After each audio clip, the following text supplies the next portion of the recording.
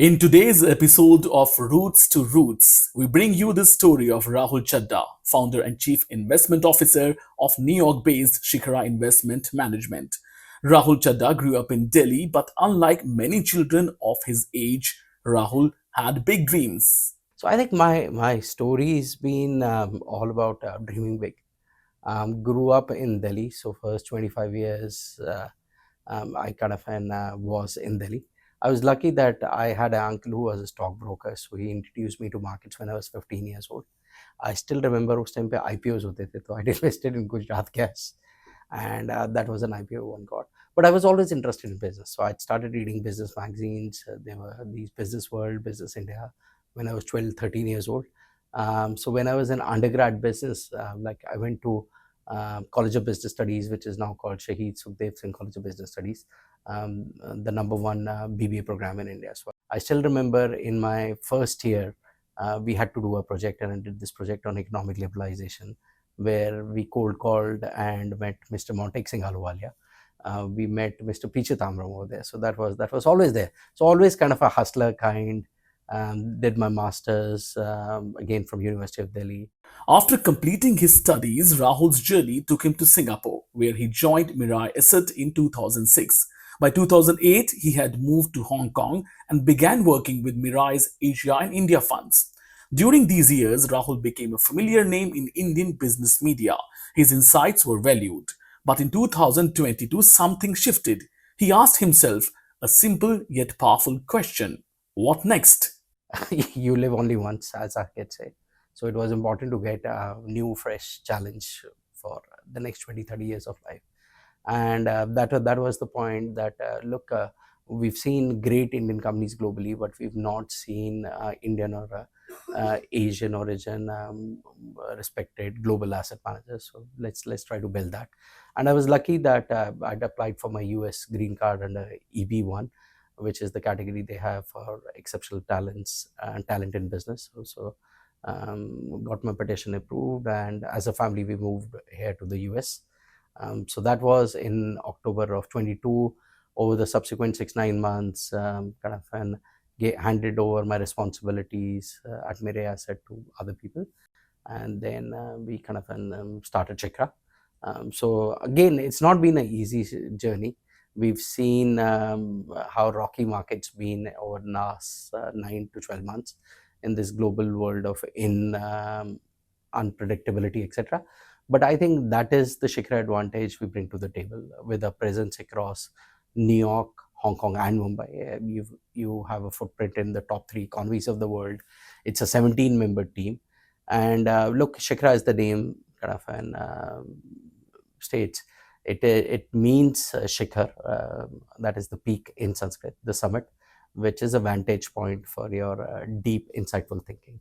So happy with what we build, and today, as we sit back and reflect, look, you always want to do more. We are sitting at the table with the top asset managers in the world, the top endowments, the top sovereigns, funds in the world. Speaks volume for itself. And look, we are respected by our peers for what we build, respected by corporates which we are looking to invest for the deep insight we bring to the table, the knowledge we bring to the table. And our clients are also appreciative of, again, our experience, insights, and agility. So the dream is to build one of the most admired boutique asset managers with the Indian and Asian heritage. And as we speak, Shikhara would have 7 different nationalities, which work seamlessly across 3 geographies. In fact, there's a joke in Shikhara that Shikhara never sleeps. So morning we have Hong Kong waking up, and then Hong Kong passes the baton to team in Mumbai, and then we have a client portfolio manager who's in Europe, so she's awake, and then last is the team in New York. But what it means to be a global Indian and what qualities they bring to the table, and what is his advice to young dreamers who want to make it big in the world? Despite all his achievements, Rahul humbly admits he is only 10 to 15% into his American dream and best is yet to come. See, I won't say I've achieved the dream. Look, again, what I've achieved is probably 10-15% of the dream. But jokingly, I tell folks that I've been lucky, blessed, that I used to come down, and as a family, we used to take picture outside the Rockefeller tree. Never did we think that we'll have our office facing the same Saks on the Fifth or overlooking the Empire State Building. So this is the first part of the journey.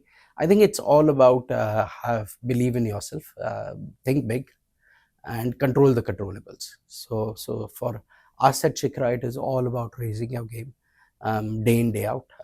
Control the controllables. Don't get worried by things which are beyond your control, and again work on strong value system, work on strong ethics, and give a fair bit of freedom to your team. So again, as I say, the 17-member team in Shikhara are 17 pillars. But what it means to be a global Indian and what qualities they bring to the table, and what is his advice to young dreamers who want to make it big in the world? Absolutely. So I would agree with that. And look, I work for a Korean company, and it's very rare for a Korean company to appoint a non-Korean to head their team. And when I was the CIO in Hong Kong, I was heading a team of 5 different nationalities. And look, I would say the Koreans work harder than the Indians. But what Indians have is EQ, the emotional quotient, the empathy, the ability, because we jokingly say we grew up in chaos, so we can handle chaos. The ability to kind of take decisions in an uncertain environment, the ability to have an emotional perspective, to make work a good, happy place, is the edge we have. And that doesn't mean that we are less competitive. Look, we work almost as hard as anybody else, are as smart as the smartest around.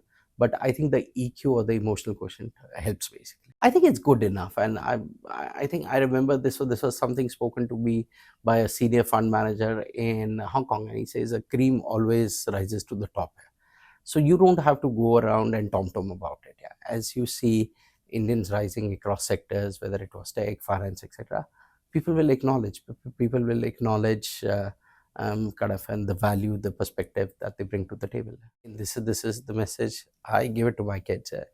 Look, you need to have some formal education, and post that formal education, you need anywhere between whatever 5 to 7 years of experience, and then don't be scared of losing. Yeah. Then do something different, break out of the traditional mindset. Again, try to think differently. Don't try to get boxed in a status quo, etc. And very often we as individuals underestimate what we are capable of achieving. Yeah. Let the wings flap, and let yourself fly. Yeah. Does he want to go back to India, and what does he like about American way of working and living? Look, my parents want, particularly my mother wants me to come back tomorrow, and I still miss and love it a lot. But look, I see myself as a global citizen. Yeah.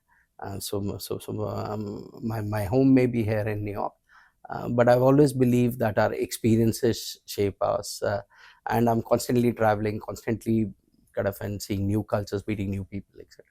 I think it's really this whole meritocracy. Yeah. If you're willing to work hard, the sky is the limit, and that's what I say. That's what we say. We're good, smart. It rewards talent. It rewards again effort, and again, and as Indian do that consistently, they do the diligently, kind of, and they outshine most other ethnicities.